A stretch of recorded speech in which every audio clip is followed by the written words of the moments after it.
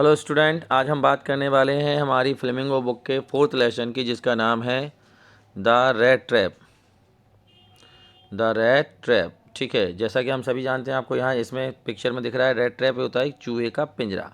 और ये कहानी एक चूहे के पिंजरे बेचने वाले एक पेडलर की है, एक फेरी वाले की है। जैसे जो आपको चित्र में दिख रहा है ना, ये जो पेडलर है ना, ये चूहे के पिंजरे ये लिए हुए है, देखो ये बेचता है। अब ये क्या है कि ये जो बेचारा है ये बिल्कुल अकेला है, इसका कोई भी नहीं दुनिया में, माँ बाप भाई बहन दोस्त या कहें पत्नी बच्चे, कोई नहीं, अकेला है, ना घर है।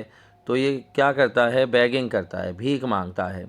और भीख मांग के जो भी बायर्स वगैरह मिलते हैं उनसे ये रेट ट्रैप बनाता है और इन रेट ट्रैप्स को बेचता है, ठीक है, गली गली घूम कर। इसीलिए इसे पेडलर भी कहते हैं। पेडलर मतलब फेरी वाला। अब कभी इसकी बिक्री होती, कभी नहीं होती, कुछ लोग खरीदते कुछ लोग नहीं खरीदते। तो ये बेचारा बड़ा दुखी रहता है। फिर थोड़ी छोटी मोटी चोरियां भी करने लगता है, क्योंकि इसको लगता है कि क्या करें। अब इसको जब भी ये किसी से शेल्टर मांगता है, रात रुकने के लिए, ठहरने के लिए जगह मांगता है, तो लोग क्या करते हैं, मुंह बनाने लगते हैं, शोर फेसेस, दे मेड शोर फेसेस बना लेते थे, ठीक है। तो इससे क्या होता है, इसको दुनिया के लिए इसके अंदर एक नफ़रत सी पैदा हो जाती है। और फिर ये सोचता, एक दिन ऐसे ही घूम रहा था, तभी इसके दिमाग में आता है कि पूरी दुनिया ना एक इस चूहे के पिंजरे की तरह है। जैसे चूहे के पिंजरे में एक लड्डू लटका होता है, लालच होती है, और चूहा उस लालच के चक्कर में आता है और चूहे के पिंजरे में फंस जाता है। ऐसे ही इस दुनिया में पैसा, अच्छे कपड़े, खाना, बड़ा मकान, ये सब लालच ही हैं, वेट हैं, ठीक है। और इन्हीं की लालच में इंसान आता है और इन लालच में फंस जाता है, और फिर ज़िंदगी भर वो इस चक्कर में घूमता रहता है। तभी क्या होता है, ये सब सोचता रहता। अब ये इसका फेवरेट टाइम बन गया सोचना। अब एक दिन एक किसान के यहाँ, एक फार्म हाउस पे किसान के यहाँ एक क्रॉफ्टर, जिसे क्रॉफ्टर कहते हैं, उसके यहाँ ठहरने के लिए जगह मांगता है। ये दिख रहा है, ठहरने के लिए जगह मांगता है। तो ये किसान चूँकि अकेला रहता था तो बहुत खुश होता है, इसको कहता कि आ जाओ, अंदर आ जाओ।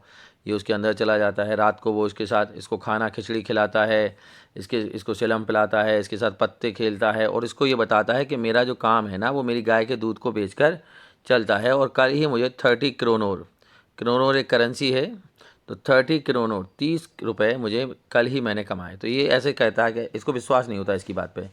तो ये वो पैसे लाके उसको, ऐसे 3 नोट थे 10-10 के, वो इसको दिखा देता है। ऐसे 3 नोट थे, वो दिखा देता है कि देखो ये लो, तुम्हें नहीं पता, लो ये। अब ये देख लेता है कि ये कहाँ पर रखे हुए हैं। यहाँ एक पाउच टंगा हुआ था इधर, उसमें रखे हुए हैं। सुबह ये इससे मिलता है और इससे कहता है कि ठीक है मैं चलता हूँ, और थैंक यू, आपने मुझे इतनी सारी मदद की। लेकिन ये घूम कर आता है पीछे खिड़की से, खिड़की तोड़ता है, पैसे और चोरी करता है 30 क्रोनोर्स, और वहाँ से भाग जाता है। अब ये रास्ते में कहाँ से जाता है, ये जंगल से जाता है, हाईवे से नहीं जाता। हाईवे से क्यों नहीं जाता, क्योंकि इसको लगता है हाईवे से जाऊँगा, ठीक है, हाईवे से जाऊँगा तो मैं कोई पकड़ लेगा, मेरे जेब में पैसे हैं। तो इसे जंगल से जाता है, और जंगल में फंस जाता है, भटकता रहता है पूरे दिन, भूखा प्यासा, और बिल्कुल ऐसा लगता है कि अब मर जाएगा। तब इसे रियलाइज़ होता है कि मैं दुनिया को चूहे का पिंजरा कहता था, लेकिन मैं असली चूहे के पिंजरे में फंस गया। ना मैं वो लालच करता, वो 30 क्रोनोर ना मैं लाता, ना मैं यहाँ आता, और ना मैं फंसता। तो इसलिए ये क्या सोचता है कि अब मैं फंस गया। लेकिन तभी उसे कुछ आवाज़ें आती हैं, ऐसा लगता है कोई हैमर, कोई हथौड़ा पीट रहा है। वहाँ एक रामजोस करके आयरन मिल थी, तो वहाँ जाता है। वहाँ जो काम कर रहे थे ब्लैक स्मिथ वगैरह, लोहार वगैरह, वो इसको कोई ध्यान नहीं देते इसकी ओर, और ये वहाँ जाके लेट जाता है। तभी क्या होता है कि वहाँ का मालिक, जो आयरन मास्टर वहाँ का मालिक होता है, वो आता है, और वो उससे, इसको अपना दोस्त समझता है, कैप्टन बोन स्टेल के, ये आर्मी में काम करता था जो उसके साथ। हालांकि ये वो नहीं था, लेकिन उसको लगता है। तो वो उससे जिद करता है इससे कि घर चलो, क्रिसमस पर रहेंगे। उसे बताता है कि देखो तुम्हारी भाभी एलिजाबेथ, मतलब उसकी पत्नी आयरन मास्टर की, उसकी डेथ हो गई, मेरे दोनों बच्चे अब्रॉड में रहते हैं, और मैं और एडला ही हैं। एडला उसकी बड़ी बेटी का नाम था। तो ये बना कर देता कि मेरे को नहीं जाना तुम्हारे घर। तो अब उसको लगता है शायद ये शर्म रहा है, इसलिए नहीं आ रहा। इसके कपड़े देखे ना, जैसे जैसे ये कपड़े दिख रहे हैं आप लोगों को, इसके जो कपड़े थे ना वो फटे से, देखो रैक्स, इन्हें रैक्स कहते हैं पुराने। तो उसे लगता है शायद वो इस रैक्स के कारण नहीं आ रहा। तो वो अपनी बेटी एडला से कहता है कि तुम चली जाओ, उसे लिबा लाओ। एडला के पास क्या था, कन्विंसिंग पावर बहुत अच्छी थी। तो एडला जाती है और इसको कहती है, इसको समझाती है। पहले तो जब इसका हेड ये सोया हुआ था, ऐसे सोया हुआ था अपना हेड लगा के, तो एडला जाती है, एडला कहती है इसका हेड हटा दे। तो ये चौंक जाता है एकदम से, और वो उसको बताती है कि वो क्यों आई, लेकिन फिर भी ये घबराता रहता है। तो वो समझ जाती है कि या तो ये कोई चोर है, या फिर इसने ये जेल से भागा है। लेकिन फिर भी वो उसे समझाती है कि जैसे आप यहाँ आए हो आपको वैसे ही जाने दिया जाएगा, आप घर चलिए।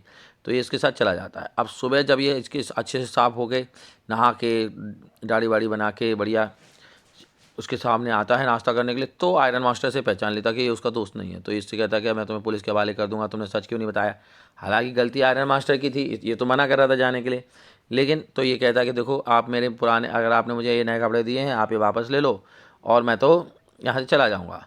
तो और मैं, सही बात है, ये दुनिया एक चूहे का पिंजरा है, ऐसा बताता है। तो इस बात से आयरन मास्टर थोड़ा हंसता है, लेकिन वो उसे पुलिस के हवाले तो नहीं करता, लेकिन यहाँ से निकलने के लिए कहता है। लेकिन उसकी बेटी एडला कहती है कि नहीं, इसे भी हमने एक व्यक्ति को क्रिसमस पर घर पे इनवाइट किया तो ऐसे नहीं निकालना चाहिए। दूसरा, इसे भी एक दिन खुशी का जीने का हक है। तो वो उसे वो रुक जाने देती है।